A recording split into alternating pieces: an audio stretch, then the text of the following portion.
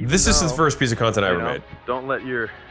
This is the first ad I ever Are you made. tired of fitness places? Fast forward today, we make 450 pieces per week. I broke the Guinness World Record for the fastest selling nonfiction of all time, with $106 million in sales in a weekend. And we own a portfolio of companies that did north of $250 million in aggregate revenue last year.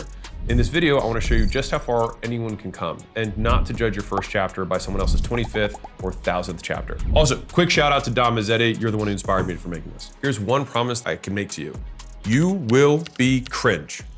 And so let's define these terms real quick. Shame is breaking someone else's rules. Guilt is breaking your own rules. Cringe is supposed secondhand embarrassment. Someone saying, oh, that's cringe, saying, I'm embarrassed for them.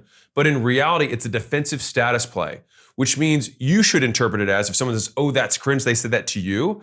It means I'm beginning to change my status relative to other people or relative to them, and therefore I'm on the right path. And so we have to ask the question, like, whose rules are we breaking? Did we agree to their rules? If we set the rules, what outcome do those rules optimize for? A rule is an if-then statement. Is that true? How do we know that? And why does that matter? People seeing you try hard will say, why are you taking this so seriously? Why do you even care?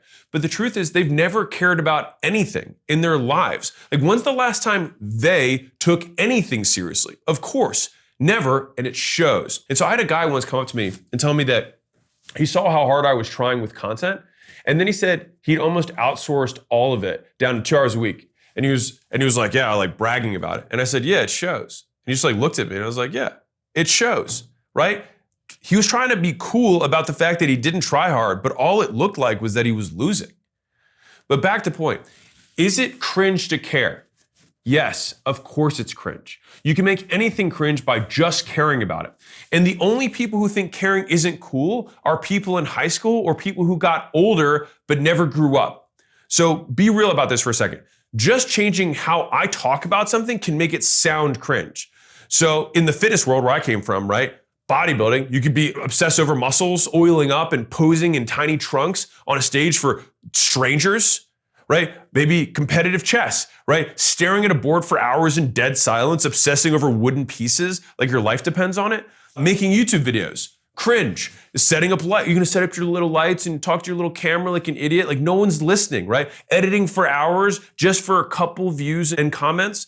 Oh, writing a book, that's cringe. Locking yourself away for months or years, pouring your soul into words that most people will never read. Like you just go sit away and type at your keyboard, right? Anyone can make anything cringe, right? Because anyone who cares about anything is cringe. But the worst, and I think Dom Mazzetti said this, and I love this, the cringiest thing of all is to be scared about looking cringe. So why are you hating on someone else who actually has a passion or an interest or actually tries? Like, do we really want a world where people care less? Because when you make that claim, like, who do you really hate? Who does the person who says that's cringe really hate? Do you hate them for committing to something or yourself for lacking the guts to commit to anything? I want to show this in the realest form I possibly could. I went through the archives. I scrolled all the way back, and I'm a weirdo about, like, I try to keep everything. So I have like my lifelong text and videos and pictures, and I'm very grateful for that. So I'll give you a tiny piece of advice to anybody who's on the journey right now. Document more. Like, I would say I don't have many regrets in life, but one of them is that I didn't document the struggle. I didn't document the journey because I was ashamed of it. I didn't want anyone to know. It's kind of like the people who, like, when they're overweight, they don't want to take pictures of themselves because they're ashamed. But it's like, one, you got to face reality. And two, if you believe that you're going to win, this will be part of the story you tell. And so like Kanye was documenting in the very early days because he believed so hardcore that he was going to win, right? And I'm grateful because I knew the moment that I actually started documenting purposefully was the day that I had $1,000 left in my bank account after I lost everything. I was like, I will never let this happen again, and this will be the beginning of my comeback story. Hey guys, real quick, many of you guys are getting started in business and don't know, but other entrepreneurs have already tried to help. And so 3.6 million copies were donated by other entrepreneurs in my book launch, and I'm donating these books as well. And so if you're starting in business and you would like the Ultimate Business Backpack, all 3 books, this one shows you how to figure out what to sell. This shows you how to get people to find out about it, and this one shows you how to make money from it. And when you have all 3, you can actually get started. All right, on top of that, you have 30 days of school that you can get absolutely free, and all of this, including the books, including school, including shipping, is $16. Yeah, like, we lose money on this. So go grab it. It's the ultimate thing I can give you, my gift. Enjoy. If you go there and it's shut down, it's because we ran out, but as long as the link still works, there's books. And so I want to show you some real stuff that's It's tough. But I hope you enjoy it because I think everyone, many people will compare their current chapter to like my chapter or somebody else's chapter, whoever your person is. But it's not real. It's made up. Like compare it to this. This is the first ad I ever made. Now compare that to my first professional ad that I ever made. It's super cringe. Okay, here's my cringy first post where I was trying to get people to give me money. Right? I'm just like, hey, I started this thing. Please give me money. Right? Here's my first content piece that I ever made. Hey guys, Alex here. Welcome back. Sounds very dialed, right? There's a strong hook, strong meat, strong payoff. No, it's horrible, right? And this is the first YouTube video that I made when I started making YouTube content. And this is my first IG post. Now, 90 days after that first ad that I showed you, I lost everything for the second time. And that's when I made my first podcast.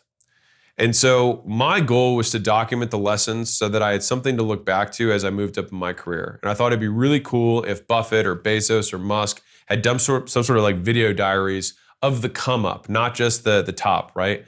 As something that, like an artifact for us to learn from that we could follow in their footsteps. Unfortunately, the world is too rational of a place to reward the undeserving. That's a Charlie Munger quote. In order to get what you want, you must deserve what you want, which really means that you've got to be good. And the only way to get good is to be willing to be bad for a very long time.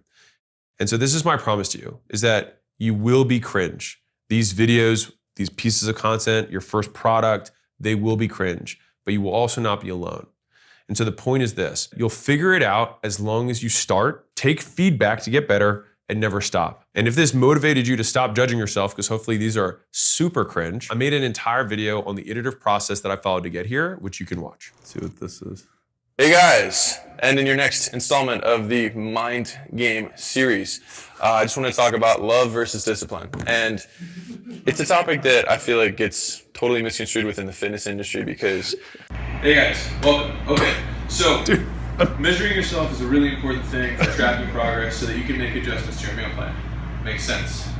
You want to track as many variables as you possibly can. The reason for that is not because you want to see... Who was recording that? I don't know. A trainer? Like, I have no idea. Hi guys, I'm Alex, and I'm the owner of United Fitness. So welcome to our family. Thank you for the opportunity to earn your business. So I just want to tell you a little bit more about what we do. United Fitness, we strive to be the leading body and life transformation business out there. Are you tired of fitness places that don't make you have fun or give you the results you want? Well, United Fitness is ready to change that. And you know how?